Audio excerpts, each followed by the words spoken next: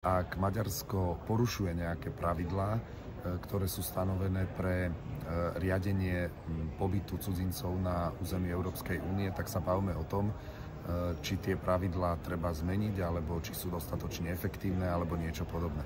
V tejto chvíli si myslím, že Maďarsko postupuje v súlade so všetkými pravidlami a kritizovať členskú krajinu za to, že dodržuje pravidlá pre udeľovanie pobytu pre občanov tretích krajín na svojom území je úplne scestné a v konečnom dôsledku aj kontraproduktívne, lebo to len ukazuje, že prístup Európskeho parlamentu je často jednostranný a že sa používajú dvojité štandardy, pokiaľ ide o hodnotenie jednotlivých členských krajín.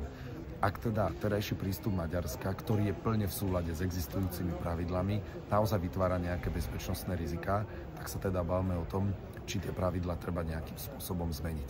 Ja som ale zásadne proti tomu, aby sa obmedzovala suverenita členských krajín pri rozhodovaní o tom, kto má mať a kto nemá mať právo vstúpiť na ich územie. Ale som pripravený teda diskutovať o tom, či v súvislosti s dnes existujúcimi pravidlami existujú nejaké bezpečnostné rizika. Čo však odmietam, je kritizovať ktorúkoľvek členskú krajinu za to, že postupuje v súlade s existujúcimi pravidlami.